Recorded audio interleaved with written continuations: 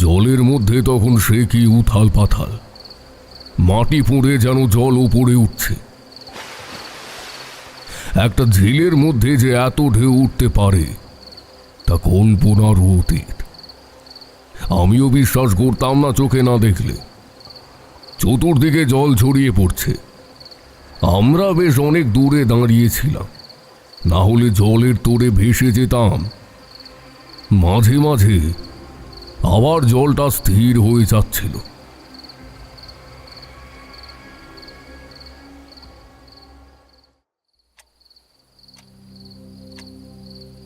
কি যে ব্যাপার ঘটছিল তা আমাদের বুদ্ধির একেবারে অগম্য। আমিও ঠিক বুঝতে পারছিলাম না কি করা উচিত। তাহলে সেই ঘটনা আপনাদের ওই মন্ত্রতন্ত্রের একদম বাইরে ছিল, এটাই বলছেন তো? কথায় কথায় কিশোরীর এইরকম শ্লেষযুক্ত কথা তারানাথ একদম পছন্দ করে না। সে কিশোরীর কথার কোনো উত্তর না দিয়ে তার দিকে কটমট করে চেয়ে রইল। সবে একটা বেশ রোমহর্ষক গল্পের সূচনা হয়েছিল, শুরুতেই সেটা ভেস্তে যাওয়ার সম্ভাবনা দেখে আমি বলে উঠলাম, দেখো কিশোরী, গল্পের সবে শুরু, এর মধ্যে মন্ত্রতন্ত্র আছে কিনা বা এই ঘটনার সঙ্গে মন্ত্রতন্ত্র সম্পর্কিত কিনা সেটা জানার জন্য তো কিছুটা গল্পটা শুনতে হবে নাকি? তুমি আগেই মন্তব্য করো না তো। ঠাকুরমশাই, আপনি বলুন তো এরপর কি হলো? আমি আর কিশোরী হাজির হয়েছিলাম তারানাথের মটলেনের বাড়িতে রবিবারের সান্ধ্যকালীন আড্ডায়। কিছুদিন আগে কিশোরী গ্রামের বাড়িতে গিয়েছিল। সেখানে একটা পুকুরের জলের মধ্যে বেশ ঢেউ দিচ্ছে এমন একটা ব্যাপার দেখে এসেছিল। সেই সম্পর্কে সে বলছিল। কিশোরীর কথায়, পুকুরের জলে যে এমন ঢেউ দেয় আমি তো তা কখনো দেখিনি। এদিকে গ্রামের লোকেরাও তো অবাক, তারা তো বলে তারাও কখনো এমন কিছু দেখেনি। কেউ কেউ বলছে যে কালিয়া নাগ নাকি আবার বুঝি মাথা চাড়া দিয়ে উঠেছে, সেই কারণে তারা ভয় পেয়ে যাচ্ছে, শাঁখ বাজাতে শুরু করেছে, স্থানীয় শিব মন্দিরে গিয়ে সব ঘন্টা বাজাচ্ছে, বুঝলেন? এই কিছুক্ষণ পর অবশ্যই ওই কম্পনটা থেমে যায়।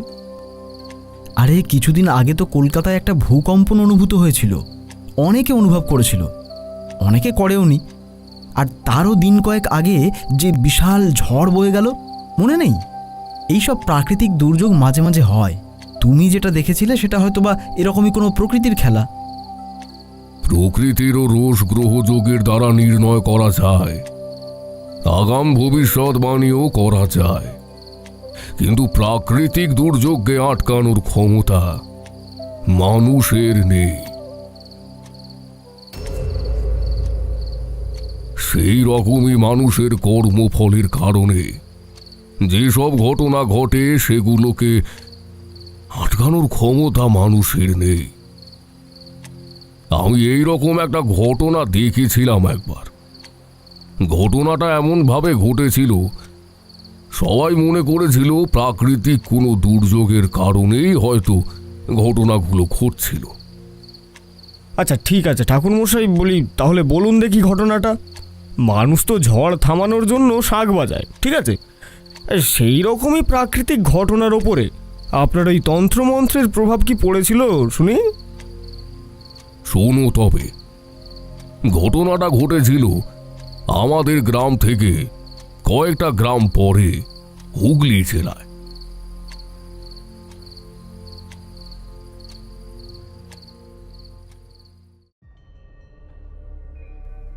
আমি তখন বাড়িতেই ছিলাম।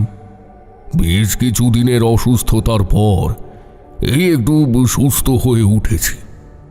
মা তো কিছুতেই আর আমাকে বাড়ির বাইরে যেতে দেবে না, কিন্তু আমার মনটা তো কেবলই পালাই পালাই করে।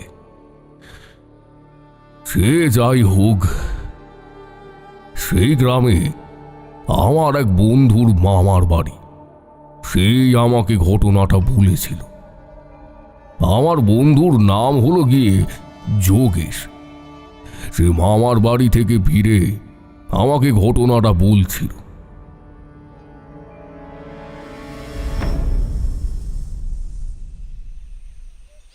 জানিস তারানাথ, আমার মামার বাড়ির কাছে একটা বড় ঝিল আছে। সেখানে সেদিন একটা অদ্ভুত ঘটনা ঘটেছে। ওই ঝিলে ভোরবেলা অনেকে মাছ ধরতে যায়, কিন্তু সেদিন একটু সকাল হতে গ্রামের লোকেরা দেখল দুজন লোক মরে পড়ে আছে। সে কি? কিভাবে? ওই ঝিলের আশেপাশে কি কোনো জঙ্গল আছে? কোনো জন্তু জানোয়ার এসে মেরে ফেলেনি তো? জন্তু জানোয়ার হলে তো জঙ্গলে টেনে নিয়ে যেত।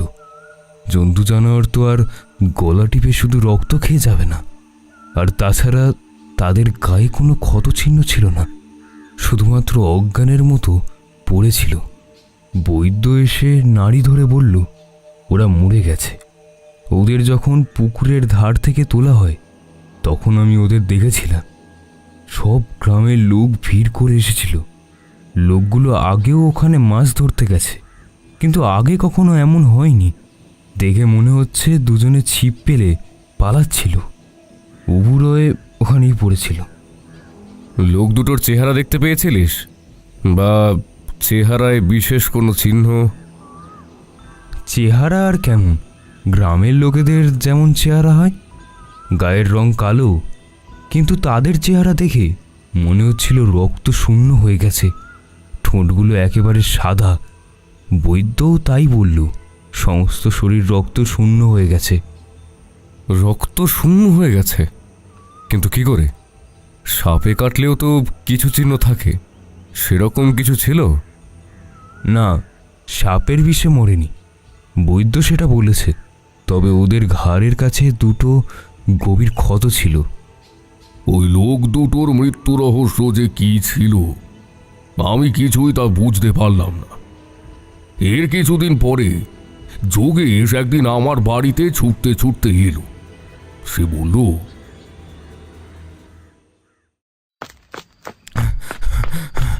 তারানাথ, তারানাথ সর্বনাশ হয়ে গেছে, আমার মামা মারা গেছে। এ কথা বলে যোগেশ কাঁদতে লাগলো। আমি বললাম, সে কি করে? হঠাৎ কিছু অসুখ বিসুখ করেছিল নাকি? না না, অসুখ করে মারা গেলে তো একটা সান্ত্বনা ছিল। ঠিক কি যে হয়েছে, যে খবর দিতে এসেছিল সে ঠিক মতো বলতে পারল না। সেও খুব ভয় পেয়ে আছে। আসলে গ্রামে নাকি কিছু অদ্ভুত অদ্ভুত কাণ্ড ঘটছে কিছুদিন ধরে। তারানাথ ভাই, তুই একটু যাবি আমার সাথে? আমি মাকে নিয়ে যাচ্ছি একা। বাবা বাইরে গেছেন একটা কাজে।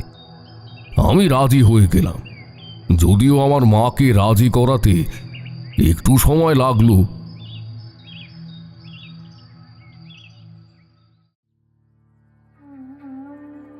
আসলে আমি একবার বাড়ি থেকে বেরোলে আবার কবে ফিরব সেই চিন্তা মায়ের মাথায় সব সময় থাকতো। তাই মা আমাকে চোখের আড়াল করতে চাইতো না। কিন্তু আমিও তো বাবা মায়ের খুব একটা বাধ্য ছেলে ছিলাম না। সুযোগ পেলেই বাড়ি ছেড়ে চলে যেতাম। আর যদি কোনো অদ্ভুত ঘটনার সন্ধান পেতাম তাহলে তো সেখানে আমার মন আগেই ছুটে যেত।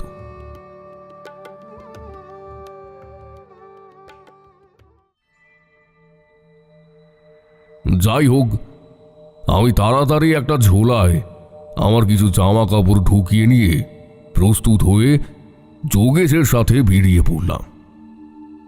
যোগেশের বাড়ির সামনে একটা গরুর গাড়ি দাঁড়িয়েছিল। যোগেশের মা মানে কাকিমা একটু পরেই গরুর গাড়িতে উঠে এলো। গরুর গাড়ি তারপর তাড়াতাড়ি ছেড়েও দিল। গাড়িতে বসে কাকিমা কান্নাকাটি করছিল। সেই দেখে যোগেশও কান্নাকাটি শুরু করে দিল। যাই হোক, তাদেরকে সামলানোই তখন আমার প্রথম কাজ ছিল। সেই অবস্থায় যোগেশকে কিছু জিজ্ঞাসা করতেও আমি খুব একটা সাহস পাচ্ছিলাম না। ঘণ্টাখানেক পর আমরা কুসুমপুর গ্রামে পৌঁছে গেলাম।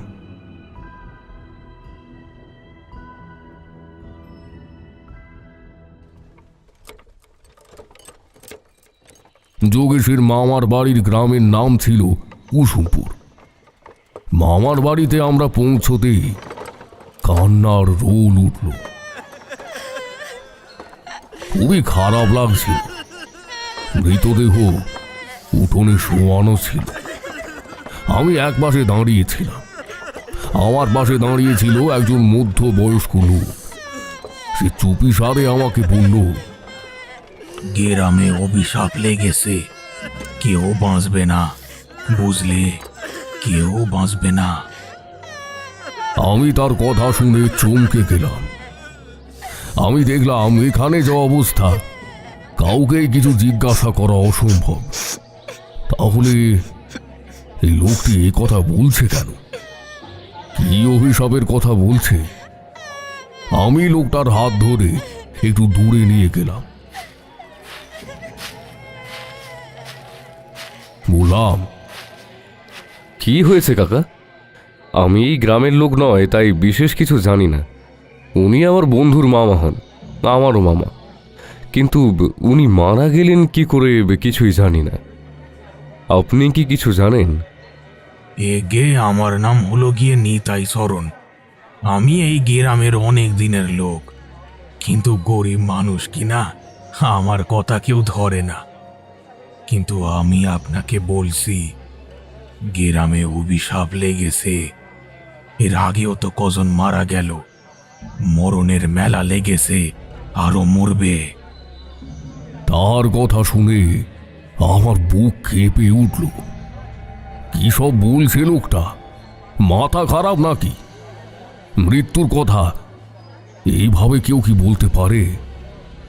তাও আমি তাকে জিজ্ঞেস করলাম, আপনার কথা আমি বুঝতে পারছি না। মামা কিভাবে মারা গেছেন তা কি আপনি জানেন? মানে হঠাৎ করে এই মৃত্যুর খবর পেয়ে তো আমি এসেছি। মামা তো বেশ সুস্থ সবল ছিলেন। সুস্থ সবল ছিল, তাহলে মরলো কেন? আমি সব দেখেছি। প্রথমে যখন পুকুর ধারে দুটো লোক মরে গেল, গলায় দুটো ফুটো ছিল। তারপরে যখন আর একটা লোক মরল, তার গলাটাকে যেন টিপে দিয়েছিল। আর এ মরল কি করে? বলো কি করে? হ্যাঁ, কি করে সেটাই বলুন না, সেটাই তো জানতে চাইছি। ভয়, ভয়। যদি দেখো তোমার মুন্ডুটা কেউ ছিঁড়ে নিতে আসছে, তাহলে তুমি তো ভয়ই মরে যাবে। এখানে কি কোনো ডাকাত দল আছে নাকি? রাতে ডাকাত দল আক্রমণ করে? ডাকাত? এই গ্রামে কি জমিদার আছে যে ডাকাত পড়বে? গরিব লোকেদের ডাকাত মারে না, গরিব লোকেরা মরে বড় লোকের পাপে। তার মুখে এমন অদ্ভুত কথা শুনে একটু অবাক হলাম, কিন্তু তাকে আর কিছু জিজ্ঞেস করার সুযোগ পেলাম না। মৃতদেহ নিয়ে শ্মশান যাত্রীরা উঠে দাঁড়িয়েছে। তারা হরিধ্বনি দিচ্ছে।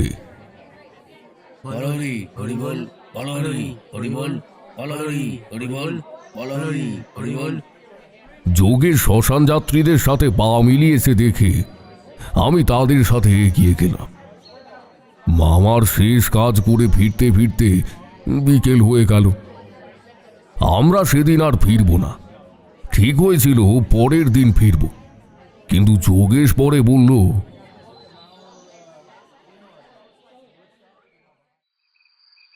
মামার মৃত্যুটা কিভাবে হয়েছে ঠিক বোঝা যাচ্ছে না। বৈদ্য বলছে হৃদস্পন্দনের ক্রিয়া বন্ধ হয়ে মৃত্যু, কিন্তু কেউ কেউ বলছে অপঘাতে মৃত্যু। মামা পথে এমন কিছু দেখেছিল যার ফলে ছুটতে ছুটতে এসে বাড়ির দরজায় কাছে এসে মুখ থুবড়ে পড়ে গিয়েছিল। মামি ওই অবস্থায় মামাকে দেখে ছুটে যায়। মামা হাত দিয়ে পিছনের অন্ধকারে কি যেন দেখাচ্ছিল, কিন্তু সদর দরজায় ওদিকে অন্ধকার ছিল। মামি কিছুই দেখতে পায়নি। তারপরে অবশ্য লোকজন আসে, বৈদ্যকে ডাকা হয়, কিন্তু তেমন কিছু আর কেউ দেখতে পায়নি। কি যে হলো কিছুই বোঝা যাচ্ছে না। যোগেশের কথা শুনে আমিও ঠিক বুঝতে পারলাম না কি বলবো। তবে আমি বুঝতে পারলাম এই গ্রামে যে একটার পর একটা মৃত্যু ঘটছে, তার পিছনে কিছু না কিছু একটা রহস্য তো আছে। আর নিতাই নামের লোকটা যা কিছু বলছিল তাতেও একটা রহস্যের সন্ধান পাওয়া যাচ্ছে। এর কারণ কি কোনো অতি প্রাকৃতিক ঘটনা এর সাথে জড়িত? এর উত্তর পেতে গেলে আমাকে নিতাই নামের লোকটাকে খুঁজে বার করতে হবে। আরও একটা চিন্তা আমার মাথায় এলো যে এইভাবে যদি পরপর মৃত্যু ঘটতে থাকে গ্রামে, তাহলে এর পরের পালা কার? এরপরে কার মাথায় কোপ পড়বে? যোগেশকে কিছু বললাম না, বেচারা ভয় পাবে। কিন্তু আমার ভাবনাটা দেখলাম গ্রামের লোকজনের মাথাতেই গেড়ে বসেছে।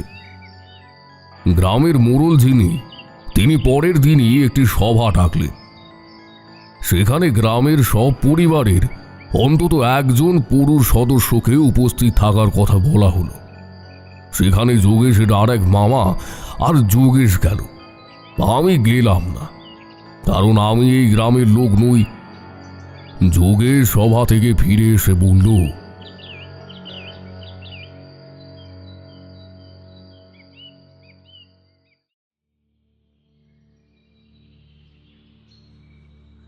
মামার মৃত্যুর পর গ্রামের সবাই খুবই ভয় পেয়ে গেছে।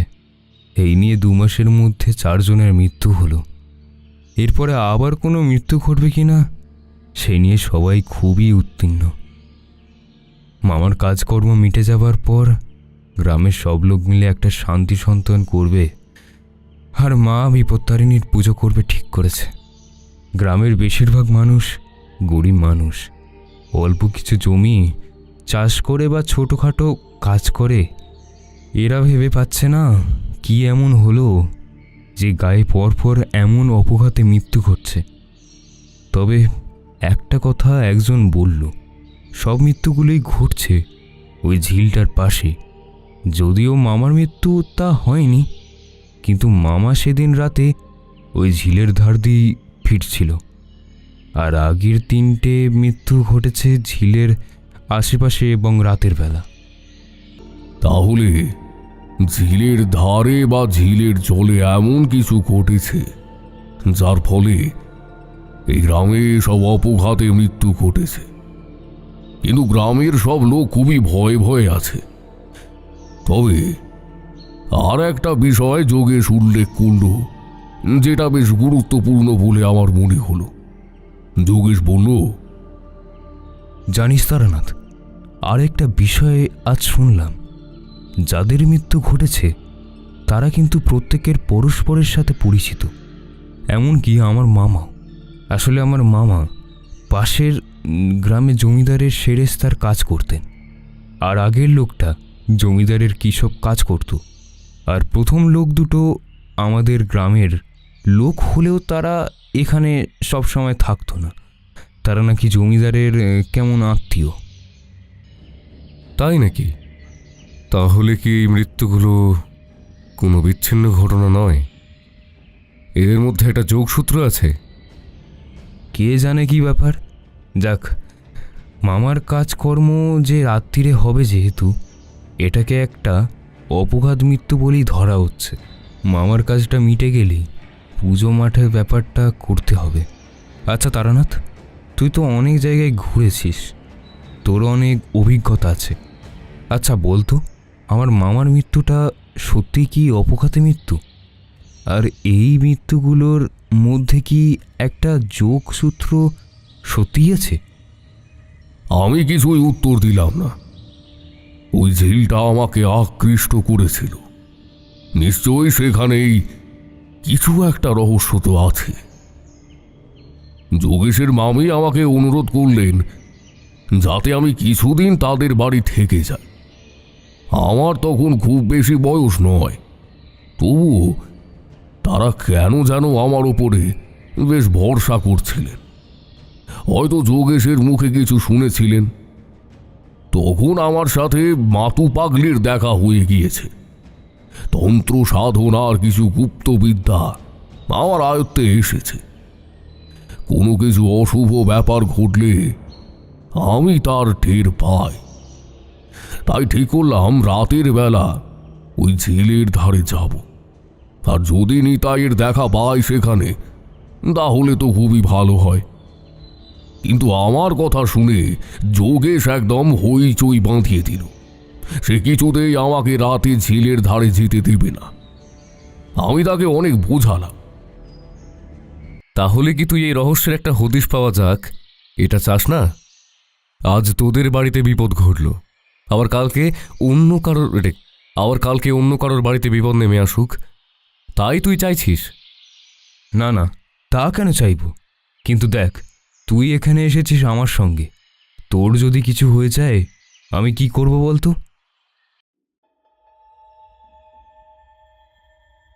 আমি তাকে বোঝালাম যে আমার কিছু হবে না। তখনই আমি তাকে বলেছিলাম আমার ইচ্ছা মৃত্যু। আমি যেদিন চাইব সেদিন আমার মৃত্যু আসবে। অন্য কোনো বিপদ এলেও আমি ঠিক বেরিয়ে আসতে পারবো। আসলে শ্মশানে রাত কাটানোর ভয়ঙ্কর অভিজ্ঞতা তো আমার তখন হয়ে গিয়েছে। আমি আর সহজে কিছু ভয় পাই না। যাই হোক, যোগেশ কিছুতেই আমাকে একা ছাড়তে রাজি হলো না। ঠিক হলো সে আমার সাথে রাতে ঝিলের ধারে যাবে। গ্রামের দিকে রাত 8টা মানেই অনেক রাত।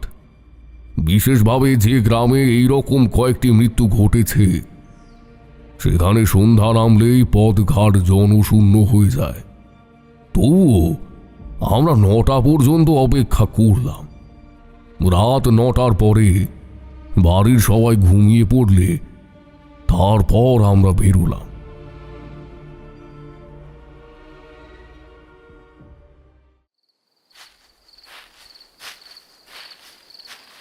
ঝিলের ধারের সামনের রাস্তাটা ফেঁকে গিয়ে স্টেশন যাওয়ার রাস্তা, কিন্তু বেশ খানিকটা রাস্তা খুবই নির্জন।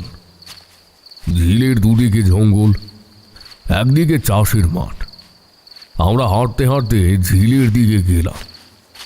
আকাশে হালকা চাঁদের আলো, চারিদিক আবঝা অন্ধকারে মোড়া। যেহেতু মৃত্যুর আতঙ্ক আমাদের তাড়া করে বেড়াচ্ছে, তাই আমরা যখন হাঁটছিলাম কেবলই মনে হচ্ছিল কেউ যেন আমাদের পিছন পিছন আসছে। 2-1 বার আমি পিছন ফিরে তাকালাম, কিন্তু কাউকেই দেখতে পেলাম না। আর যোগেশ তো আমার হাত চেপে ধরে আড়ষ্টভাবে হাঁটছিল। ঝিলের ধারে গিয়ে আমরা দাঁড়ালাম।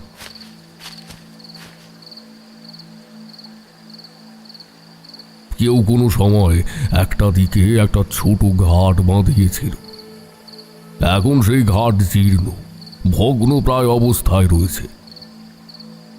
চাষের ক্ষেতটা আবঝা অন্ধকারে একটু দেখা যাচ্ছে, কিন্তু জঙ্গলের দিকটা পুরোপুরি অন্ধকারের চাদরে মোড়া। ঝিলের কালো জলে হালকা ঢেউ। ঘাটের কাছে গিয়ে দাঁড়াতে আমরা যেন চমকে গেলাম। আমাদের বুক টিপ টিপ করে উঠল। ঘাটের একদম শেষ ধাপে কে যেন বসে ঝিলের জলের দিকে মুখ করে। যোগেশ আমার হাত চেপে ধরল। তার মুখ দিয়ে অস্ফুট স্বরে আওয়াজ বেরোল, ভূত। কিন্তু আমার তা মনে হলো না, কারণ তোমাদের তো আগেও অনেকবার বলেছি অশুভ প্রেতাত্মা থাকলে আমি তার গন্ধ পাই। সেটা একটা বিদঘুটে গন্ধ, কিন্তু এখানে আমি তেমন কোনো গন্ধ পেলাম না। বরং ঝিলের ধারে অনেক ঝোপঝাড় বুনো ফুলের গাছ আছে, সেই রকম একটি জঙ্গলি গন্ধ পাচ্ছিলাম। তাই পা টিপে টিপে ঘাটের সিঁড়ি দিয়ে কিছুটা নেমে এলাম। মনে হলো লোকটি কার সাথে যেন কথা বলছে, কিন্তু কেউ তো নেই। তার হাত নড়ছে, ঝিলের জলে পাড়ের কাছে অল্প অল্প ঢেউ এসে ধাক্কা মারছে। একটু কাছে এগিয়ে যেতে অবয়বটা দেখে চিনতে পারলাম নিতাই। আমরা স্থির হয়ে দাঁড়িয়েছিলাম। নিতাইকে ডাকবো কিনা বুঝতে পারছিলাম না। হঠাৎ যেন পাড়ের কাছে একটা বড় মাছ ঘাই মারল। জল ছিটকিয়ে উঠল।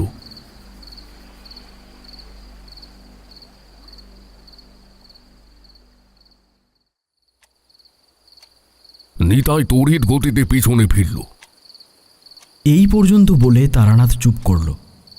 আমরা যেন এতক্ষণ দম বন্ধ করে বসেছিলাম। কোনো এক অতি প্রাকৃতিক পরিবেশের মধ্যে চলে গিয়েছিলাম, যেখানে নিকষ কালো অন্ধকারের মধ্যে ঝিলের জল থেকে উঠে আসছে একটা অতিকায় মাছ। তারানাথ ঘটি থেকে একটু জল গলায় ঢেলে সামনে রাখা পাসিংশোর সিগারেটের প্যাকেট থেকে একটা সিগারেট তুলে নিয়ে ধরালো। তারপর একটা লম্বা টান দিয়ে এক মুখ ধোঁয়া ছেড়ে বলল,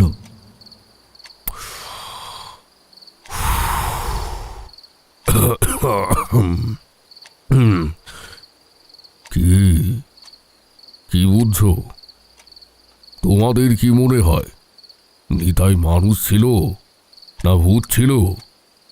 আচ্ছা বলি, ওই অন্ধকারের মধ্যে জলের ধারে কোন মানুষ বসে থাকবে? হ্যাঁ, ও ভূত। হ্যাঁ হ্যাঁ, ওটা ভূত। কি করে ভূত হবে? ঠাকুরমশাই বললেন না তিনি ভূত বা ওই ধরনের কিছু থাকলে তার গন্ধ পান, কিন্তু এখানে তিনি সেরকম কোনো গন্ধ পাননি। তাহলে নিতাই নিশ্চয়ই মানুষ, অন্তত মৃত ব্যক্তি নয়। আহা, প্রেতাত্মা অনেক সময় মানুষের আকার নিয়ে থাকে, আর সেটা তুমি শোনোনি নাকি? হ্যাঁ, বাহ কিশোরী, তুই তো দেখছি ঠাকুরমশাইয়ের পরম ভক্ত হয়ে উঠেছ। ভূতে বিশ্বাস করছো? আগে তো সমানে বলতে ঠাকুরমশাই গাঁজাখুরি গল্প বলেন। এতক্ষণ ঠাকুরমশাই মুচকি মুচকি হাসতে হাসতে সিগারেট টানছিলেন আর আমাদের কথা শুনছিলেন। এবার তিনি বললেন, বাবা, তোমাদের তর্ক যা জমে উঠেছে তাতে তোমরাই ঠিক করে নাও গল্পের শেষটা কি হবে। আমার আর বলার দরকার নেই। আর না না ঠাকুরমশাই, আপনি বলুন তো, বলুন বলুন। শোনো তাহলে। নিতাই কোনো ভূত ছিল না, কিন্তু সে ভূত পিশাচের সঙ্গেই বসবাস করত। মানে? মানে সেদিন ঝিলের পাড়ের কাছে যে মাছটা ঘাই মেরেছিল সেটা কোনো মাছ ছিল না, সেটা ছিল একটা পিশাচ। বলা যায় পিশাচিনী। ঠাকুরমশাই আপনি ঠিক করে খুলে বলুন তো সব কিছু। নিতাই সেখানে আবার পিশাচ জলের মধ্যে, কিছুই বুঝতে পারছি না। মাছটা ঘাই মারার সাথে সাথেই নিতাই তড়িৎ গতিতে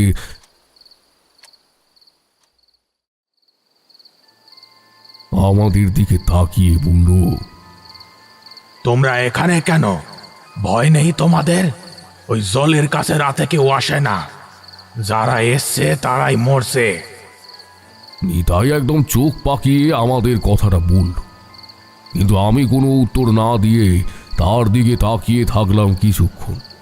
তারপর বললাম, আপনি তাহলে জলের ধারে বসে আছেন কেন? আপনার ভয় নেই?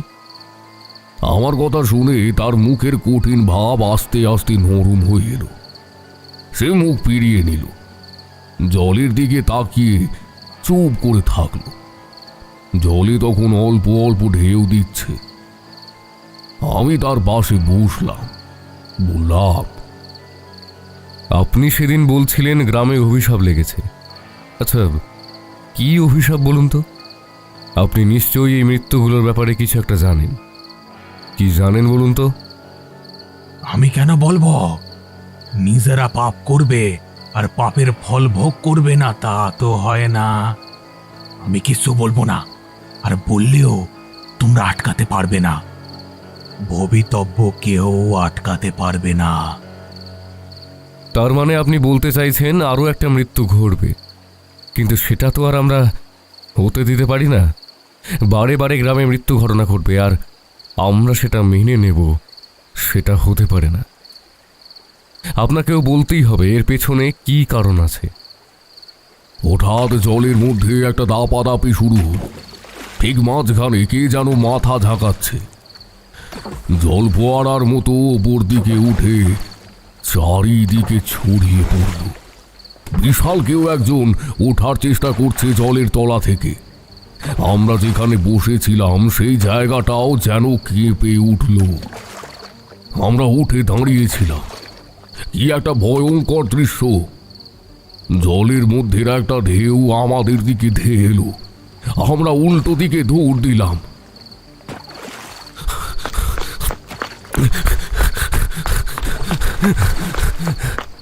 কোনো রকমে উপরে উঠে আমরা হাঁপাতে লাগলাম, কিন্তু নিতাই কই, সে গেল কোথায়? আমি এদিক ওদিক তাকিয়ে দেখলাম, কোথাও তাকে দেখতে পেলাম না। এদিকে যোগেশের তো অবস্থা খারাপ, সে আমার হাত ধরে টানাটানি করতে লাগলো। ভয়ে তার মুখ সাদা হয়ে গেছে। সে বলল, চল চল তারানাথ, এখানে আর এক মুহূর্ত নয়। আমরা ভিড়ে গেলাম, বাড়িতে এসে শুয়ে পড়লাম।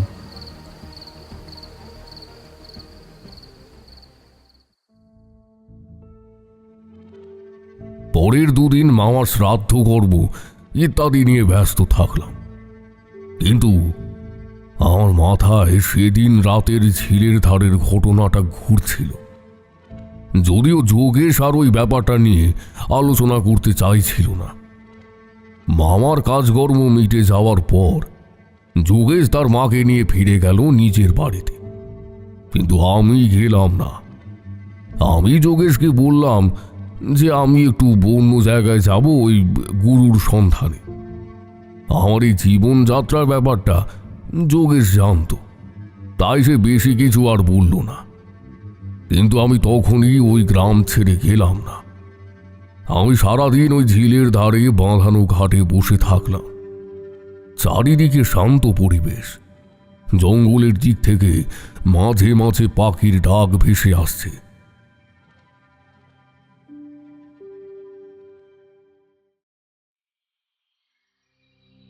চাষের ক্ষেতে গরু বলদ নিয়ে চাষিরা লাঙল দিতে নেমে পড়েছে।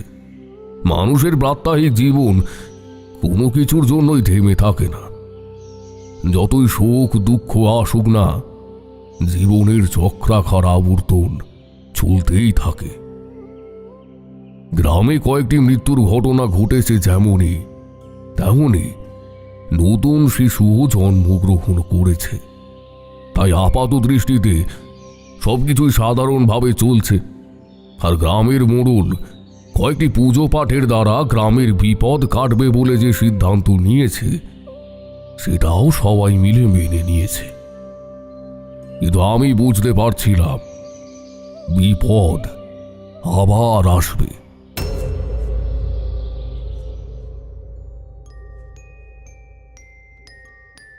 আগের মৃত্যুর ঘটনাগুলোর মধ্যে ব্যবধান ছিল, তাতে হিসাব করে আমি দেখেছিলাম প্রতিটি মৃত্যুর ঘটনা ঘটেছিল অমাবস্যার রাতে। তাই আগামী অমাবস্যার রাতে আবার কোনো বিপদ ঘটতে পারে, এটাই আমি আশঙ্কা করছিলাম। কিন্তু নিতাইকে আমার চাই, আর আমার মন বলছিল নিতাই রাতে এখানে আসবেই। সে প্রতি রাতেই মনে হয় এখানে আসে। সন্ধ্যা হয়ে এলো। সন্ধ্যার পর এই রাস্তায় লোক চলাচল বন্ধ হয়ে গেল। ঝিলের ওপারে দ্রুত অন্ধকার নেমে এলো। আমি সন্ধ্যার পর ঘাট থেকে উঠে স্টেশনের দিকে চলে গেলাম। বেশ কিছুটা সময় স্টেশনে কাটিয়ে আবার ফিরে এলাম ঝিলের ধারে।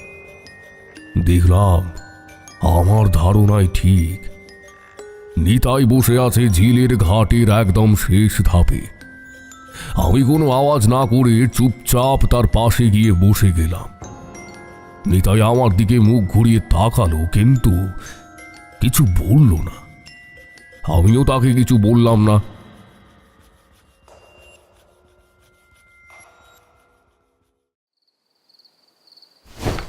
ঝিলের কালো জল এখন শান্ত, কিন্তু দূর থেকে কেমন একটা হাওয়া ভেসে আসছে। এখন আমি একটা আঁশটে গন্ধ পেলাম। আমি নিতাইকে জিজ্ঞেস করলাম, আচ্ছা, এত বড় ঝিল, এখানে মাছ ধরা হয় না কেন? এখানে মাছ ধরা হতো 5 বছর আগে।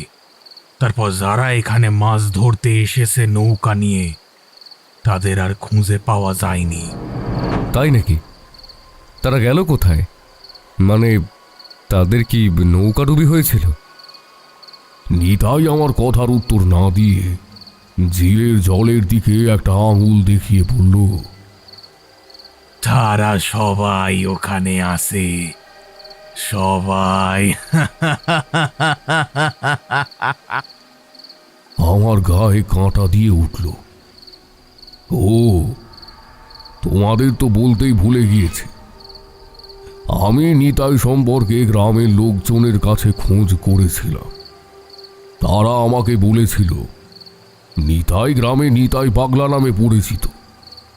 পারিবারিক বিপর্যয়ে নিতাইয়ের নাকি মাথা খারাপ হয়ে গেছে, কিন্তু নিতাইকে আমার মোটেই পাগল বলে মনে হয়নি।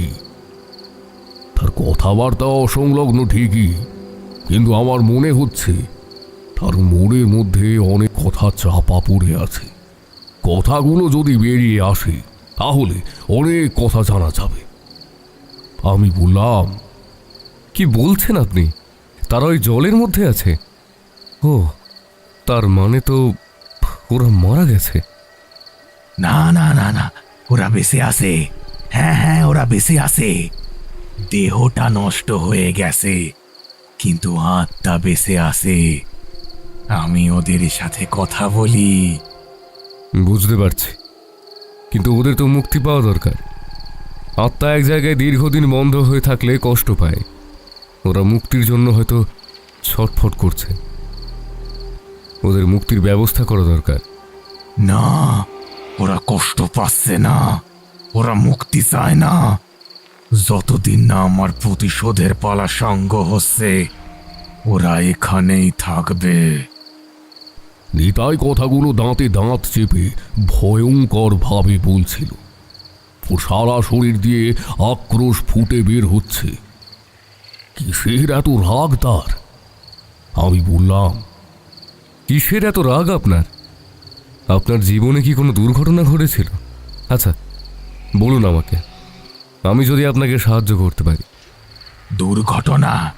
ওরা আমার পরিবারকে শেষ করে দিয়েছে, আমি ওদের শেষ করে দেব। এই গ্রামকে পুরো আমি জনশূন্য করে দেব। গাঁয়ের কেউ সেদিন আমার পাশে দাঁড়ায়নি।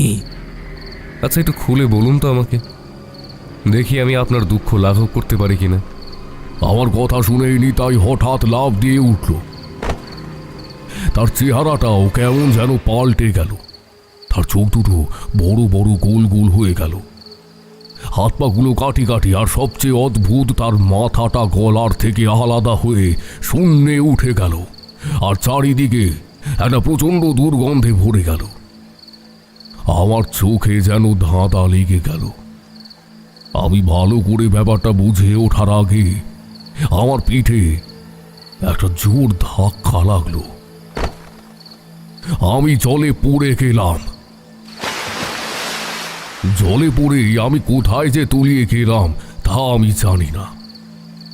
নিকষ কালো অন্ধকার, ঝিলের নিচে শ্যাওলা, জলজ গাছ। আমার নিঃশ্বাস আটকে আসছে, আমার পা আটকে গেছে কোনো জলজ লতায়। উঠতে পারছি না, বুকে একটা প্রচণ্ড ব্যথা। সেদিনের বুকের ব্যথাটা যেন এখনো উপলব্ধি করি। সেদিনই আমার শেষ দিন হতো, যদি না একটা অদ্ভুত অলৌকিক ঘটনার সাক্ষী আমি হতাম।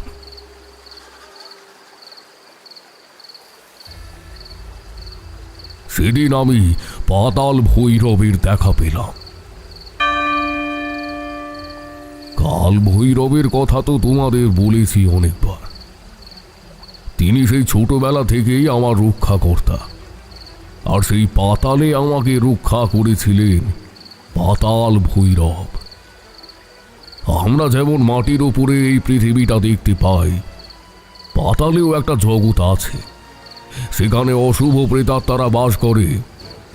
আরও কিছু কিছু অদ্ভুত জিনিস সেখানে দেখা যায়, কিন্তু সেটা নরক নয়। নরকে যাওয়ার আগে সেই পাতালে প্রেতাত্মাদের বসবাস করতে হয়, কিন্তু বেশি দিন সেখানে থাকলে সেই সব প্রেতাত্মা দুষ্ট আত্মায় পরিণত হয়।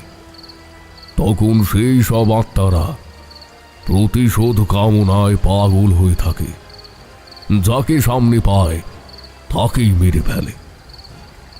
আমি সেই জলের তলায় তলিয়ে যাচ্ছি, আর অনুভব করছিলাম যে আমার চারপাশে কারা যেন ঘুরছে। তারা আমার হাত পা টেনে ধরছে। এমন সময় উজ্জ্বল একটা আলোর রেখা আমি দেখতে পেলাম। আমি প্রাণপণে সেই আলোর দিকে সাঁতার কেটে এগিয়ে গেলাম। আমার তখন কিছুই খেয়াল নেই, কোথায় যাচ্ছি, কি করছি, শুধু ভাবছি আমাকে বাঁচতে হবে। সরু আলোর রেখাটা ধরে কিছুটা যাবার পর পর একটা সুড়ঙ্গে প্রবেশ করলাম। সেই সুড়ঙ্গের মধ্যে জলজ লতা পাতা, অদ্ভুত অদ্ভুত দেখতে জীব রয়েছে। আমার তখন কোনো কিছু চিন্তা করার অবকাশ নেই। কিসের টানে যেন ছুটে চলেছি আমি। কতক্ষণ বাদে জানি না, একটা পাথরের গায়ে গিয়ে ধাক্কা খেলাম।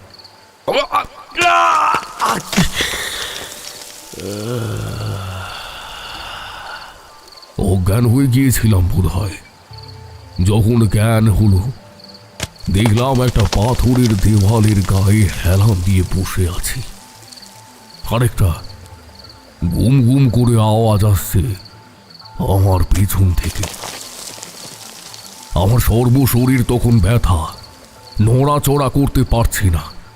কিন্তু আমার পেছনে গুম গুম আওয়াজ এত বেশি হতে লাগলো যে আমি বসে থাকতে পারলাম না। মনে হলো পেছনের পাথরের দেওয়ালটা যেন ভেঙে পড়বে। আমি উঠে দাঁড়িয়ে পড়লাম। দেখলাম পাথরের গায়ে একটা ফাটল। সেই ফাটলে মুখ ঠেকিয়ে যা দেখলাম তাতে আমি আশ্চর্য হয়ে গেলাম। ভিতরে আধো অন্ধকার একটা গুহা ঘরের মতো, কিন্তু পেছন থেকে একটা ঝর্ণার ধারা নেমে আসছে। ঝর্ণার ধারাটা যেখান দিয়ে নেমে আসছে সেখান থেকে একটা বাইরের আলো আসছে। সেই আলোয় দেখা যাচ্ছে সেই গুহা ঘরে বসে আছেন এক জ্যোতিময় মূর্তি। তার মাথায় কালীয় নাগ ফনা তুলে আছে। সেই জ্যোতির্ময় মূর্তি যেন সরাসরি আমার দিকেই চেয়ে আছেন, একদম জীবন্ত দৃষ্টি। মুহূর্তের মধ্যে যেন তার চোখে পলক পড়ল। এ কি দেখছি আমি? এ যে মহাকাল মূর্তি। সেই মূর্তি জলের মধ্যে বসে আছেন, তার চারিদিকে দিকে গিলবিল করছে অসংখ্য সাপ। কিন্তু কয়েক মুহূর্তের জন্য আমি সেই দৃশ্য দেখলাম। তারপর একটা উজ্জ্বল আলো আমার চোখ ধাঁধিয়ে দিল, আর একটা ঘণ্টার ধ্বনি শুনতে পেলাম।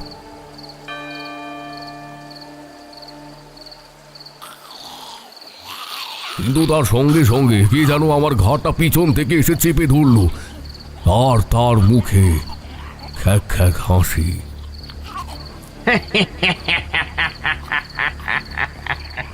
কিরে, তুই বারবার আমাকে জিজ্ঞেস করছিলি না ওই জলের তলায় কি আছে?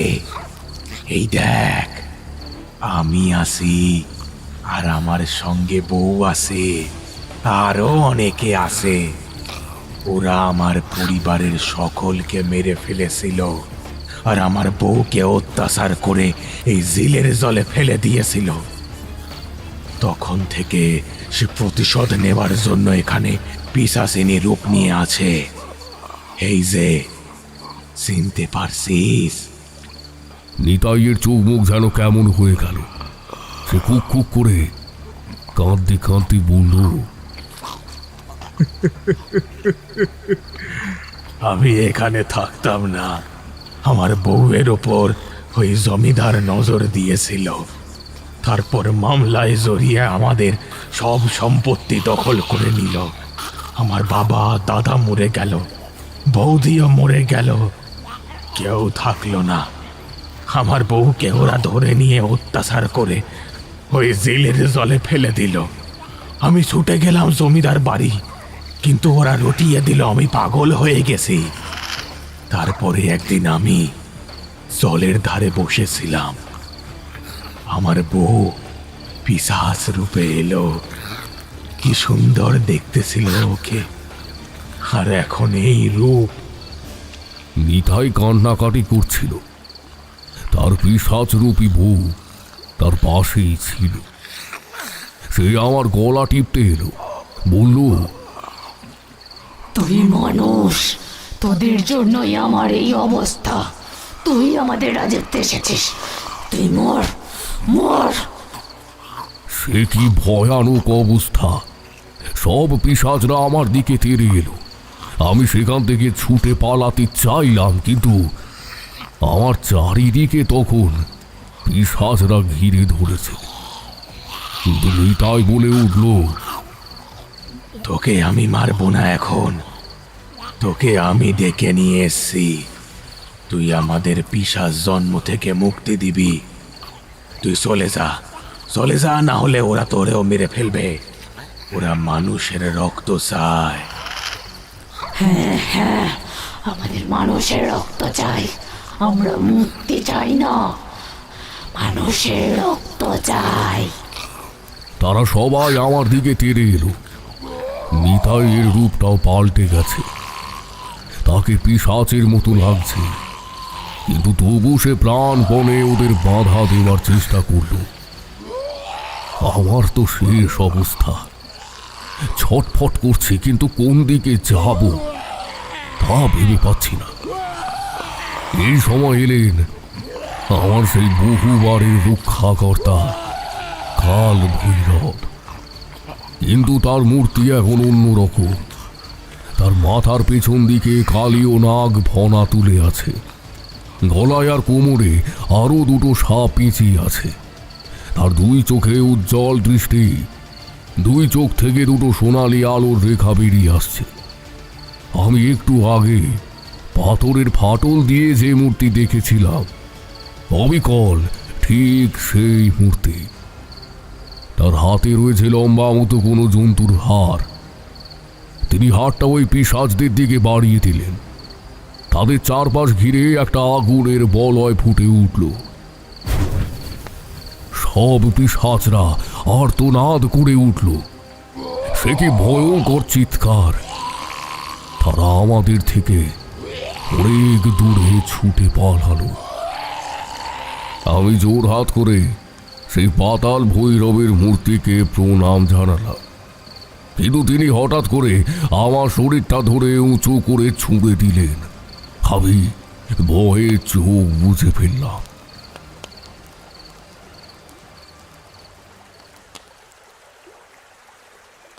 কিছুক্ষণ পর আকাশের গায়ে মিটি মিটি তারাদের প্রতি চোখ পড়ল।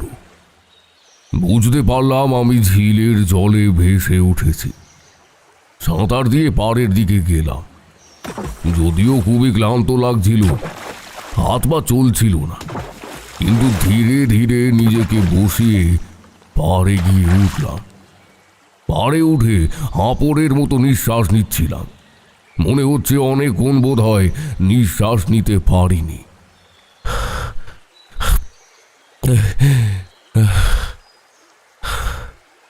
আমার ঝোলাটা ঘাটের উপরে ছিল।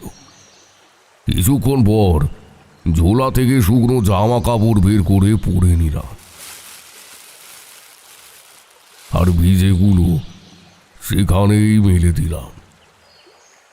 রাত যে কখন শেষ হয়ে গিয়েছিল তা আমি জানি না। ধীরে ধীরে আকাশ ফর্সা হয়ে আসছিল। ঝিলের জলে উদিত সূর্যের আভায় জলের রং রঙিন হয়ে উঠেছে। তখন দিগন্ত রেখায় সূর্যের উদয় হয়েছিল একটু একটু করে। ঝিলের চারিদিকে নিস্তব্ধতা, দু একটা বক বা পানকৌড়ি উঠছিল। চারপাশের আবহাওয়া বেশ নির্মল এবং পবিত্র। এখানে যে কোনোদিন কোনো অশুভ ঘটনা ঘটেছে তা একেবারেই মনে হচ্ছিল না। উদিত সূর্যের দিকে তাকিয়ে সূর্য প্রণাম সেরে নেবার পরে আমার জলের দিকে চোখ পড়ল। মনে হলো জল থেকে দুটো চোখ যেন আমার দিকে তাকিয়ে আছে। গাটা শিরশিরিয়ে উঠল। কানের কাছে কার যেন কণ্ঠস্বর শুনতে পেলাম, আমাদের মুক্তি দিবি, শুনতে পাচ্ছিস? মুক্তি, মুক্তি চাই আমরা ওই অতল গুহা থেকে, মুক্তি চাই। নিতাইয়ের গলা কিন্তু কেমন যেন খসখসে। আমার এতক্ষণ কিছু মনে ছিল না, কিন্তু এই কথা গানের কাছে শোনার পর আমার মনে পড়ে গেল সেই আওয়াজ। আমরা মুক্তি চাই না, রক্ত চাই, মানুষের রক্ত।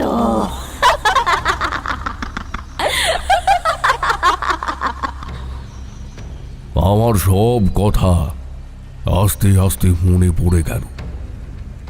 কি ভয়ঙ্কর সেই অভিজ্ঞতা! সেই সঙ্গে মনে পড়ে গেল পাতাল ভৈরবের মূর্তির কথা। আমার পরম সৌভাগ্য যে আমি তার দেখা পেয়েছি।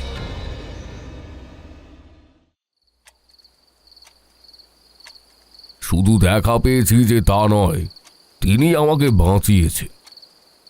আমি হাত জোর করে তাঁর উদ্দেশ্যে প্রণাম জানালাম। এত অবধি বলে তারানাথ একটু থামলেন। তিনি চোখ বুজে আছেন।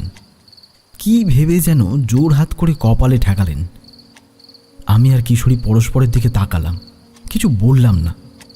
মাঝে মাঝে এমনই হয়, ঠাকুরমশাই যেন গল্প বলতে বলতে সেই সময় ফিরে যান, আবার কিছু সময় পরে আবার তিনি বর্তমানে ফিরে আসেন।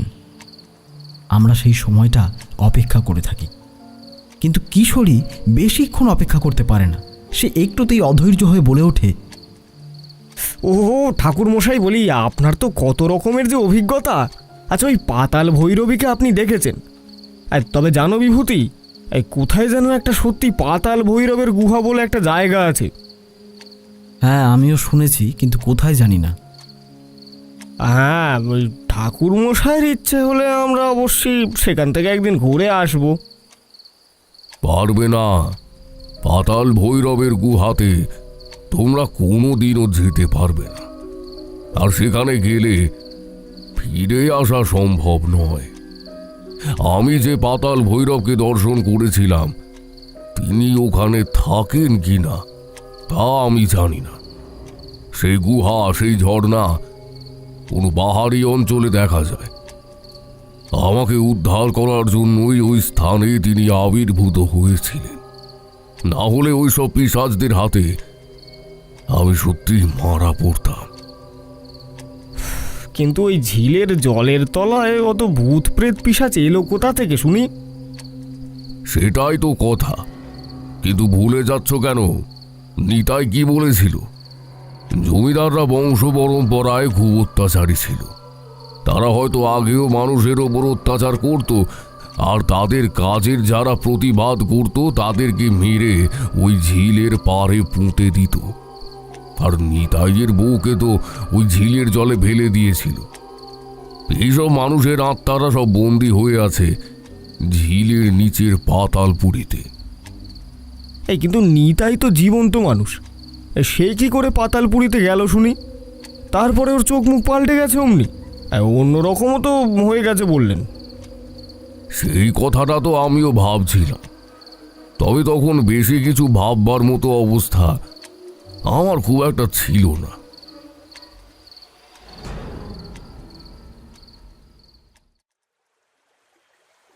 ভোরের ঠান্ডা হাওয়ায় আমি সেই ঘাটের সিঁড়িতেই ঘুমিয়ে পড়েছিলাম।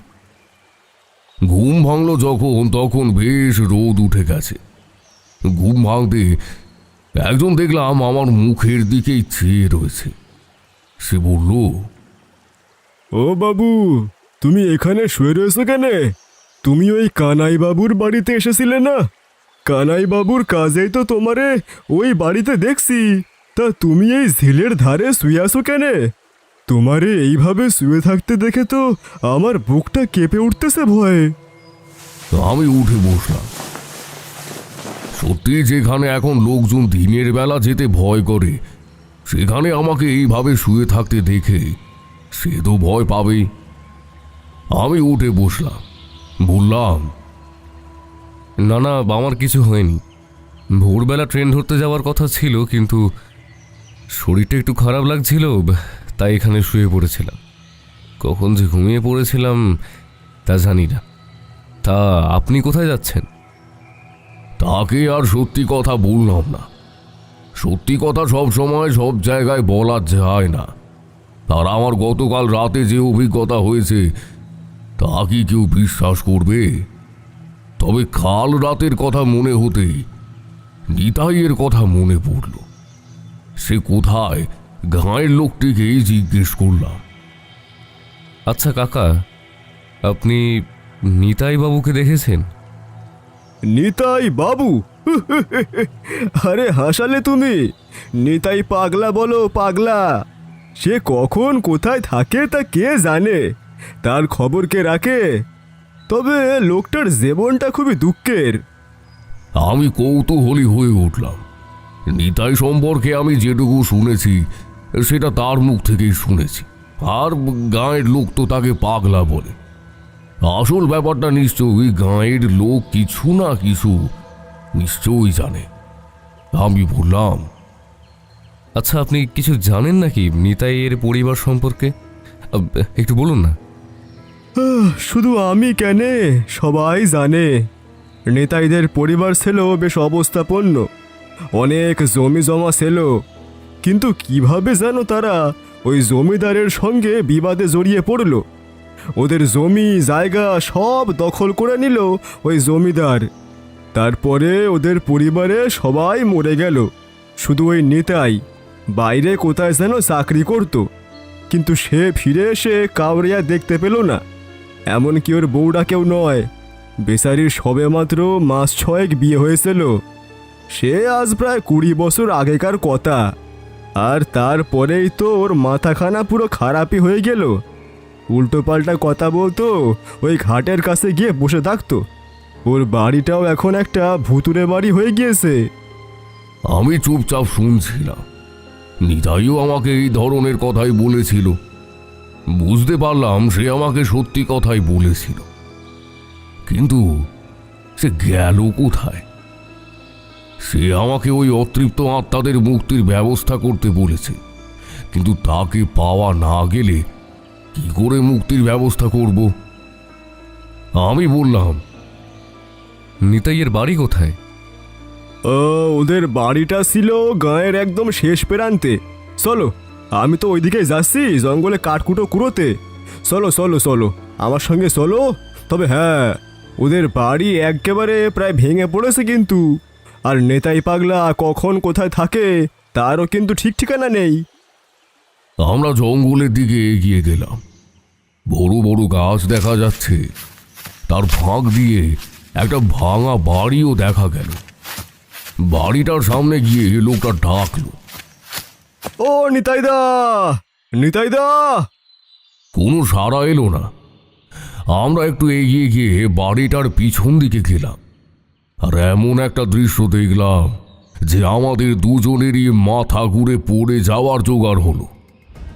নিম গাছের একটা ডাল থেকে গলায় দড়ি দিয়ে নিতাই ঝুলছে। তার চোখ ঠিকরে বেরিয়ে এসেছে জীবের মুখের একেবারে বাইরে।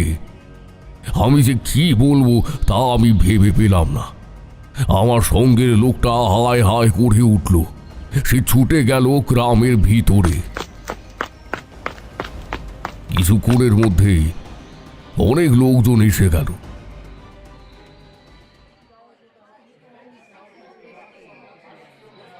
আমি আস্তে আস্তে ওই ভিড় থেকে সরে গিয়ে ঘাটে গিয়ে বসেছিলাম। গ্রামের প্রধানও সেখানে যাচ্ছে দেখলাম। আমি বাইরের লোক, গাঁয়ের লোকজন সিদ্ধান্ত নিক কি করবে। নিতাইয়ের নিজের লোকজন তো কেউ নেই। আমি এবার বুঝতে পারলাম কেন আমি নিতাইকে ওই জলের তলায় দেখেছিলাম। সে অনেকক্ষণ আগেই আত্মহত্যা করে নিজের মনের জ্বালা যন্ত্রণা জুড়িয়েছে। এবার সে মুক্তি চায়। শুধু যে নিজের মুক্তি চাইছে তা নয়, আরো যে অতৃপ্ত আত্মা আছে তাদেরও সে মুক্তি চাইছে। আমার মনটা কেমন যেন খারাপ হয়ে গেল। নিতাই এইভাবে আমাকে দেখা দিল। আমাকে ওর আর ওই সব অশুভ আত্মাদের মুক্তির ব্যবস্থা করতেই হবে। গ্রামের লোকজন নিতাইয়ের শেষকৃত্য সম্পন্ন করল। আমি রাতে গাঁয়ের লোকটির সাথে গ্রাম প্রধানের বাড়ি গিয়ে বললাম,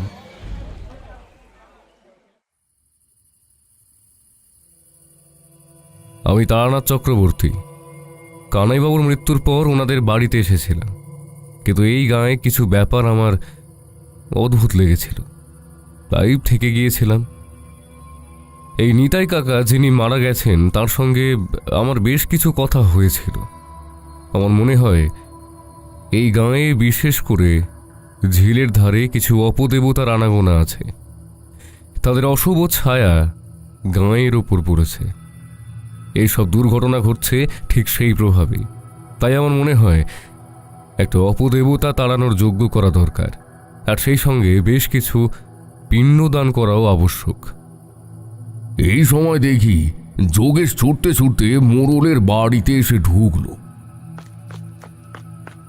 সে আমাকে বলল, ওহ তারানাথ, তুই এখনো এইখানেই আছিস?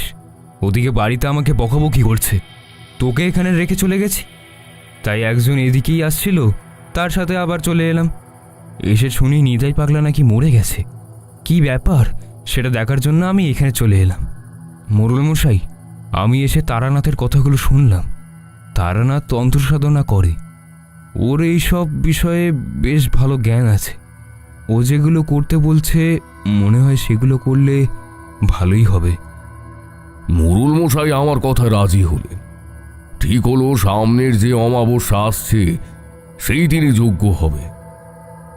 আমি অনুমান করেছিলাম যে আগামী অমাবস্যায় আবার কোনো দুর্ঘটনা ঘটতে পারে এখানে।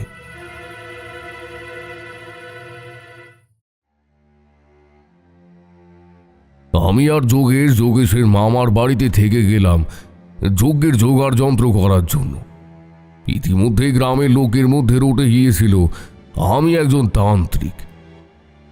কেউ কেউ আমার কাছে আসছিল তাদের নানা সমস্যা নিয়ে, কিন্তু আমি এর মধ্যে কিছুতেই জড়াতে চাইছিলাম না। আমি শুধু থেকে গিয়েছিলাম নিতাইয়ের শেষ কথাটার জন্য। তাদের মুক্তির ব্যবস্থা আমি যেন করি। নিতাই আমার কাছে এই কথাই বলেছিল। সে হয়তো তার বিশেষ ক্ষমতা বলে বুঝতে পেরেছিল আমি একমাত্র তাদের মুক্তির কোনো উপায় করে দিতে পারি। গ্রামের লোকের কাছে নিতাই পাগল বলে পরিচিত হলেও আমি বুঝতে পেরেছিলাম তার কিছু বিশেষ ক্ষমতা ছিল। না হলে একজন জীবন্ত মানুষের সাথে প্রেতাত্মার সংযোগ স্থাপন হতে পারে না। কিন্তু শেষে নিতাই আত্মহত্যা করলো কেন, এই প্রশ্নটাও আমার মনে তাড়া করে বেড়াচ্ছিল। ইতিমধ্যে 2 দিন পরে একটা ঘটনা ঘটল।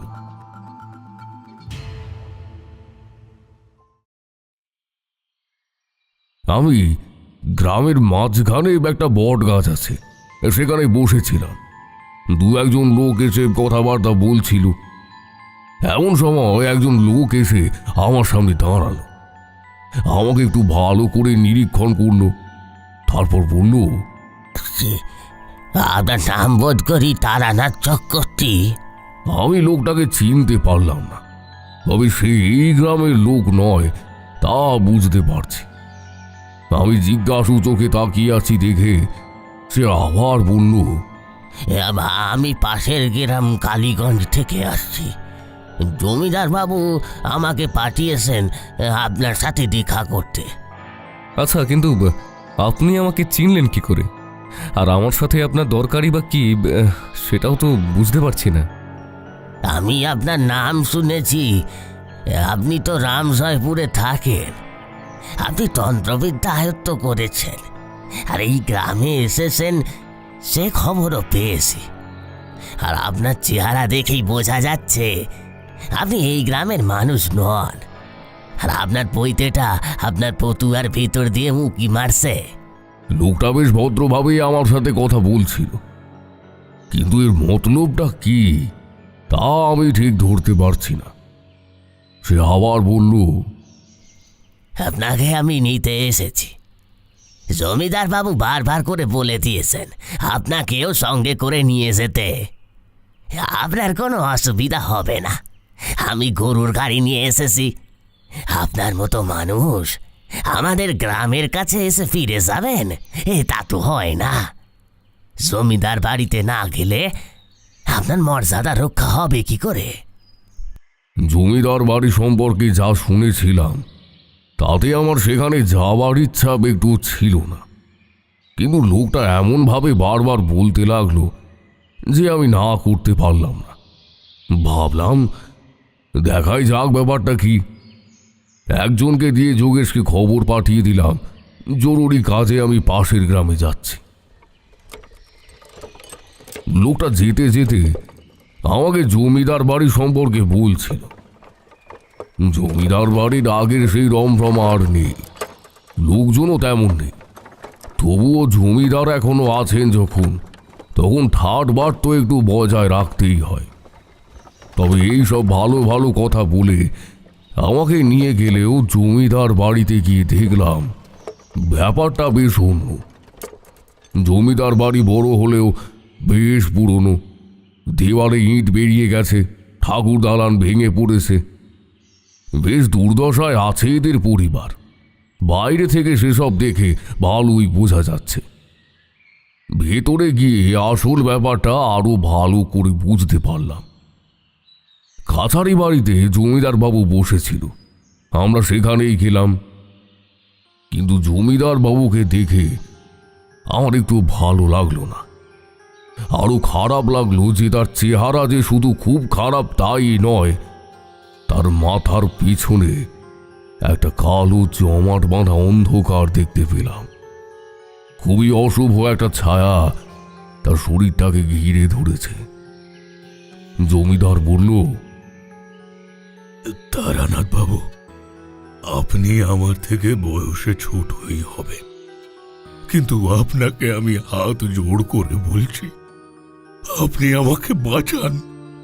বহুদিন ধরে রোগে ভোগে শরীরটা জরাজীর্ণ হয়ে গেছে। জমিদারির সম্পত্তিও প্রায় তলানিতে এসে ঠেকেছে, কিন্তু আমাকে যেন অপঘাতে না মরতে হয়। বেশ কিছুদিন ধরেই আমি নানা রকম অশুভ সংকেত পাচ্ছি তারানাথ বাবু। অপঘাতে মরতে আমার খুব ভয়, খুব। আপনার অনেক নাম ডাক আমি শুনেছি। আপনি তন্ত্রবিদ্যা জানেন, আপনিই পারলে একমাত্র আমাকে বাঁচাতে পারেন। এখন আমাকে দয়া করে বাঁচান। দেখুন জমিদার বাবু, মানুষকে তার কর্মফল ভোগ করতেই হয়। আমি খুব দুঃখের সাথে বলতে বাধ্য হচ্ছি, মানুষের মৃত্যুকে বা কর্মফলকে এড়িয়ে যাওয়ার মতো তন্ত্রবিদ্যা আমি শিখিনি। মানুষকে তার কর্মফল ভোগ করতেই হবে, আর মানুষের আয়ু নিয়েও আমি কিছু বলি না। তাহলে কি কোনো উপায় নেই?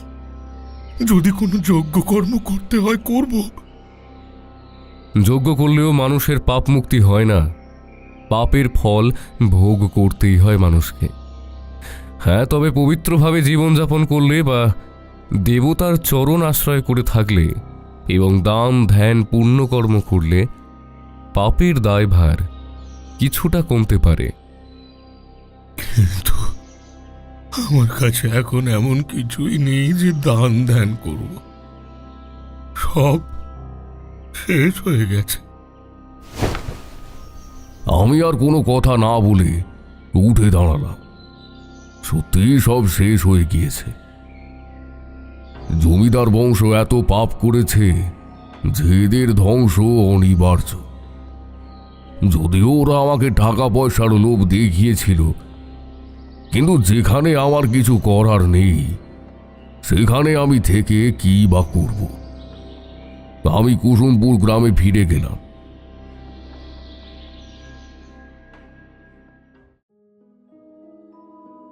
অমাবস্যা আসতে দেরি ছিল। যোগেশের সাথে তাদের বাড়ি ঘুরে এলাম, না হলে কাকিমা আবার চিন্তা করছিলেন। অমাবস্যার দিন আমরা সকাল থেকেই ব্যস্ত ছিলাম যজ্ঞের জোগাড় করতে। সেদিন অমাবস্যা লেগে গিয়েছিল ঠিক সন্ধ্যে থেকে, কিন্তু একটু রাত হতেই ঝড় বৃষ্টি শুরু হলো। বেশ কিছুক্ষণ বৃষ্টি হতে যজ্ঞ শুরু করতে বেশ দেরি হয়ে গেল। তাছাড়া কাঠও ভিজে গিয়েছিল, যজ্ঞে কিছু বিঘ্ন ঘটছিল। শেষ পর্যন্ত অবশ্য সবকিছুই ভালো মতো সম্পন্ন হলো। যজ্ঞের ধোঁয়া কুণ্ডলি পাকিয়ে উপরে উঠে যাওয়ার বদলে ঝিলের ওপরে গিয়ে জড়ো হলো। সেখানে কোথা থেকে আরো জমাট বাঁধা কালো ধোঁয়া এসে জমা হলো। ঝিলের জল থেকেই যেন উঠছিল সেই ধোঁয়া। তারপরে আস্তে আস্তে সব ধোঁয়া আকাশের অন্ধকারে মিলিয়ে গেল। যজ্ঞ শেষ হলে আমি বেশ অনেকগুলো পিণ্ড ঝিলের ধারে ধারে রেখে এলাম। কিছুক্ষণ পর কাকের ডাক শোনা গেল। বেশ কিছু কাক এসে ওই পিণ্ড খেয়ে গেল।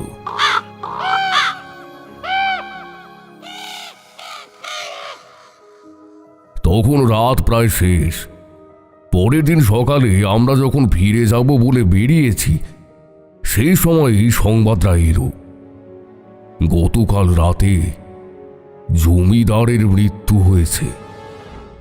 ঘরের মধ্যেই পড়ে গিয়ে তার মৃত্যু ঘটেছে, কিন্তু তার মাথাটা কে যেন থেঁতলে দিয়েছে। আমি মনে মনে অপেক্ষায় ছিলাম এই সংবাদটার জন্য। নিতাইয়ের অতৃপ্ত আত্মা তার কাজ সেরে নিয়েছে মুক্তি পাওয়ার আগে। সেই জন্যই যজ্ঞ আরম্ভের সময়ে এত বিঘ্ন করছিল।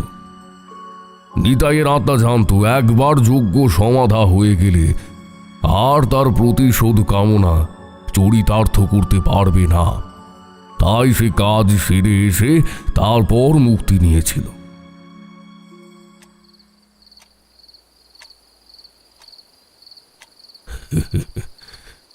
বুঝলে কিছু? এই জন্যই বলছিলাম, মানুষকে তার কর্মফল ভোগ করতেই হয়। বুঝলাম। তবে এখন ওই আমাদেরও রওনা দিতে হবে। এখন রওনা না দিলে আমাদেরও কর্মফল ভোগ করতে হবে। রাত হলে মেসের দরজা বন্ধ হয়ে যাবে, আর আমাকে বাইরে বসে থাকতে হবে, আর বিভূতিকে ওই বৌঠানের কাছে বকুনি খেতে হবে। তাই এখন ওঠা যাক। এই চলো চলো এ বিভূতি।